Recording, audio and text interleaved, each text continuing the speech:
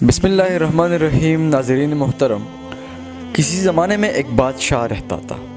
بادشاہ نہایت ظالم اور لالچی تھا۔ وہ غریب کسانوں کے گدے بگاڑ کے لیے پکڑوا لیتا تھا اور ان غریبوں کو ان کے سہارے سے ہمیشہ کے لیے محروم کر دیتا تھا، اور ان گدوں کو موت ہی مشقت سے نجات دلاتی تھی۔ ایک مرتبہ یہ ظالم بادشاہ اپنے ساتھیوں کے ہمراہ شکار کے لیے گیا، ان سے بچھڑ گیا۔ یہ ظالم بادشاہ بھٹکتا ہوا ایک گاؤں میں جا پہنچا۔ وہاں اس نے دیکھا کہ ایک کسان اپنے موٹے تازے گدے کی ٹانگ توڑنے کی کوشش کر رہا ہے۔ اس کسان کا تعلق ایک معزز قبیلہ سے تھا۔ وہ شکل و صورت سے کوئی معزز دکھائی دیتا تھا۔ بادشاہ نے اس کی اس حرکت پر حیرانگی کا اظہار کرتے ہوئے اس سے دریافت کیا کہ تو اس گدے پر یہ ظلم کیوں کر رہا ہے؟ کسان نے جواب دیا کہ کیا تو نے حضرت خضر علیہ السلام کا واقعہ نہیں سنا کہ انہوں نے کشتی کے تختے اکھیڑ دیے تھے؟ بادشاہ بولا کہ سنا تو ہے، لیکن اس کا گدے کی ٹانگ توڑنے سے کیا تعلق؟ کسان نے کہا کہ ہمارے ملک کا بادشاہ بہت ظالم ہے اور وہ گدے بگاڑ کے لیے پکڑ رہا ہے۔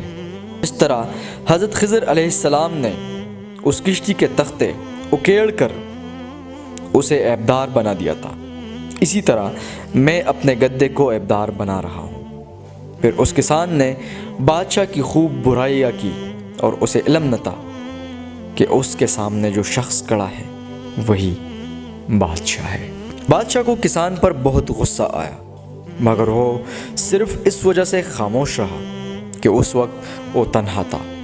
اگلے دن جب بادشاہ کے سپاہی اسے تلاش کرتے ہوئے اس گاؤں پہنچ گئے، بادشاہ جب کھانے سے فارغ ہوا تو اسے کسان کا خیال آیا۔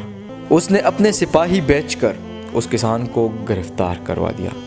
کسان کو معلوم ہوا کہ وہ جس کے سامنے بادشاہ کی برائیاں کرتا رہا وہ بادشاہ خود تھا، تو وہ جان گیا کہ اب میری جان بچنا مشکل ہے۔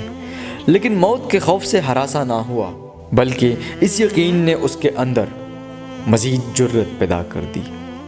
کسان نے سوچا کہ اب جب مرنا ہی ہے تو کیوں نہ اس ظالم کو مزید سناؤں۔ اس نے بے خوف ہو کر بادشاہ سے کہا کہ تیرے خوشامدی وزیروں نے تجھے تیرے متعلق کچھ بتایا ہے، وہ درست نہیں، اور پورا ملک تیری اس خود غرضی اور ظلم کی وجہ سے پریشان ہے، اور ہر شخص تیرا ذکر برے الفاظ میں کرتا ہے۔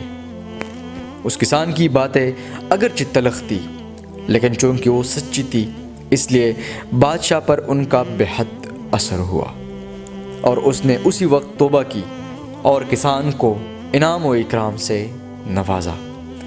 حضرت شہزادی رحمۃ اللہ علیہ اس حکایت میں بیان کرتے ہیں کہ حق بات کہتے ہوئے کسی کا ڈر اور خوف دل میں نہیں ہونا چاہیے، اس لیے کہ حق بات خود اپنے اندر اتنی طاقت رکھتی ہے کہ وہ مخالف کو زہر کر سکے۔ کسی کو نصیحت کرتے ہوئے یہ خوف محسوس کرنا کہ وہ اس سے عہدے میں بڑا یا طاقتور ہے، اس خیال کو ذہن سے نکال دینا چاہیے اور بلا خوف نصیحت کرنی چاہیے۔ اللہ تعالی ہمیں ہر نیک کام اور اچھے کام کی توفیق عطا فرمائے، آمین یا رب العالمین۔